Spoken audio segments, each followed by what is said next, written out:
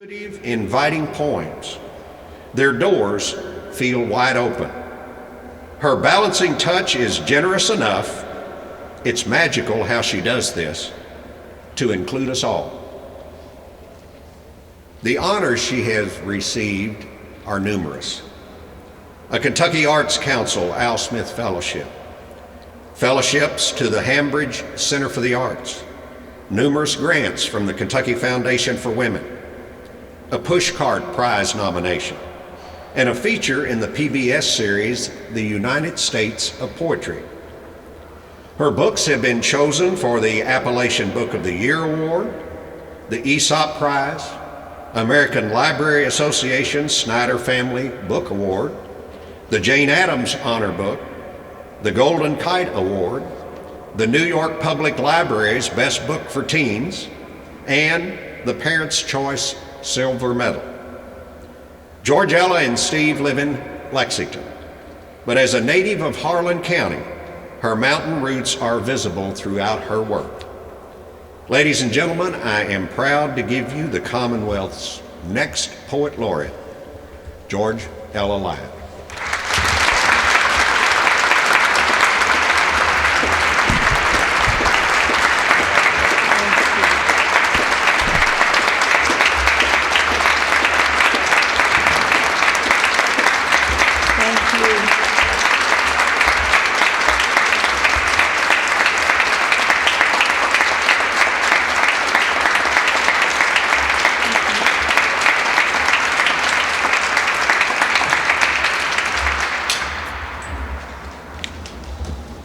Well, a person could cry about now, but I'm going to try not to. It's so wonderful to receive this honor, but I'm even more honored to see the folks who are here today. It's deeply moving that you're here. Writers, friends, students, booksellers, family. Thank you.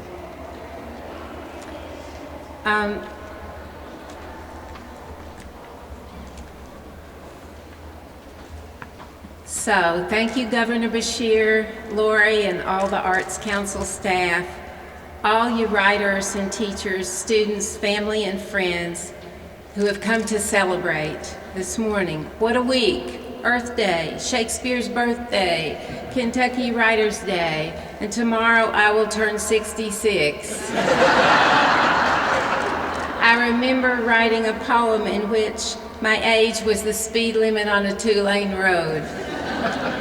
11 years later, I've become an old TV show and a historic highway going west. So we travel on. I could fill my whole 10 minutes with thanks and just be getting started, but I will try not to do that. I won't name specific trees, mountains, waterfalls, or cats, but know they are in my heart. First, I want to thank my husband, Steve, who has supported my writing and my spirit since we met at Center College in the Nixon administration. He recognized that writing was essential to me. I saw that music was the same for him, and we pledged to honor that in each other. Then we had to figure out how to be partners in making a living and raising children. You have to pay for a free spirit like everything else. So many editors, writers, booksellers, and teachers have helped me. Dick Jackson, who invited me to write for children 30 years ago and has nurtured my work ever since.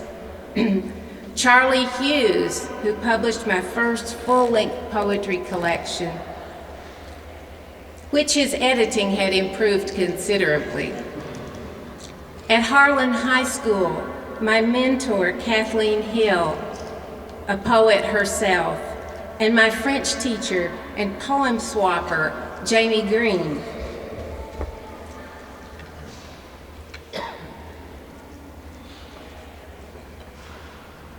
At Center College, Roberta White, who is here today and who took her spring break to drive me to a writers' conference in Oklahoma. Can you believe that?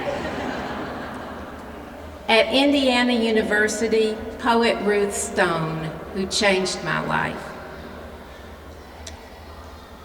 Until I met Ruth, I thought I was supposed to write like a man from somewhere else.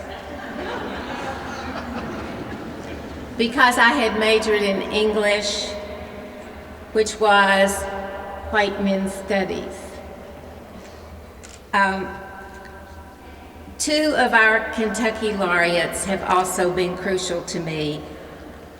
Gurney Norman, who took me under his wing at the Appalachian Poetry Project, through which I met Joe Carson and Lee Howard, along with many other Appalachian poets.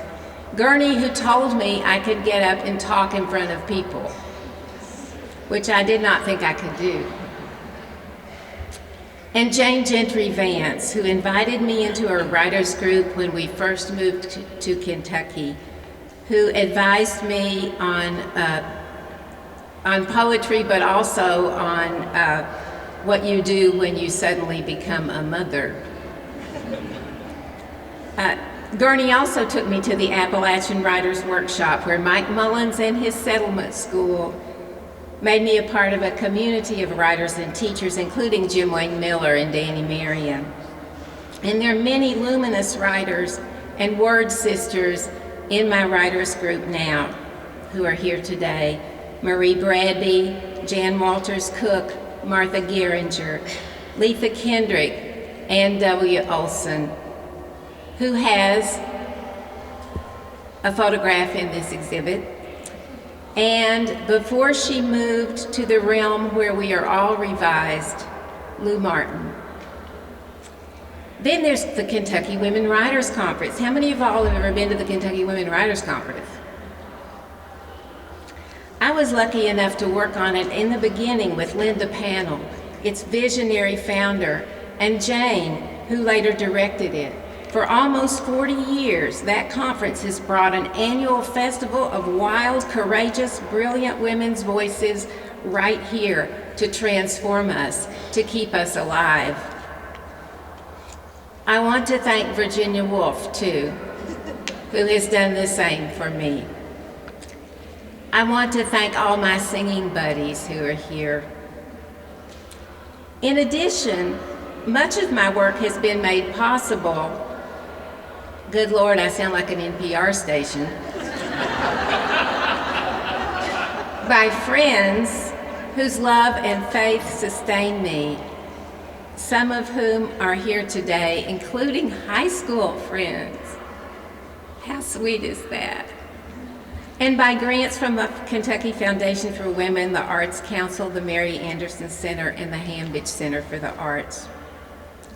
At the foundation of it all, there are my parents, Bob and Gladys Hoskins, and the unknown person who gave them this book, 101 Famous Poems, as a wedding present.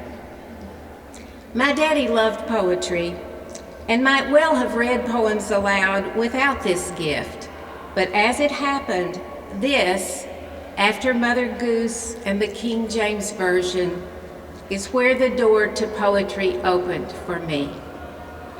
Daddy especially liked Edna St. Vincent Millay, but he also read everybody from Shakespeare to Edgar A. Guest. One poem, whose sorrow and exultation caught my heart then, calls to me now as I stand in this room centered on Abraham Lincoln. It's from Edgar Lee Masters' Spoon River Anthology, the play version of which I would sing in at Center.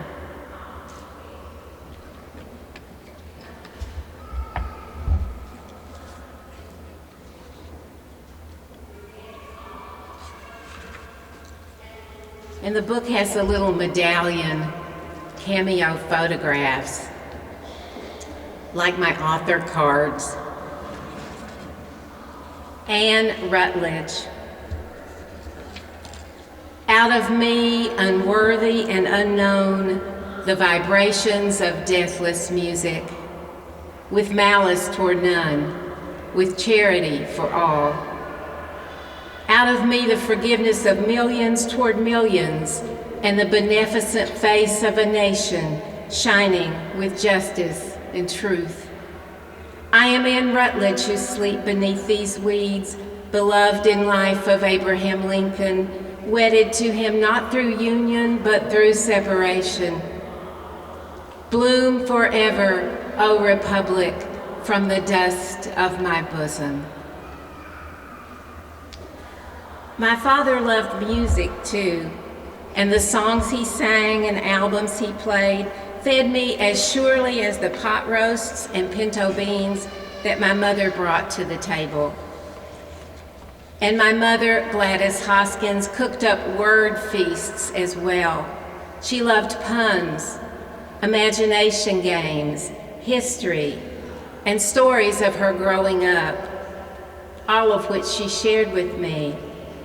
If I sat reading, she never said, as she was told in her childhood, "You're not doing anything. Why don't you make yourself useful?" My brother Robert, who would grow up to be a literature and film professor, sent me books and records when he went away to college.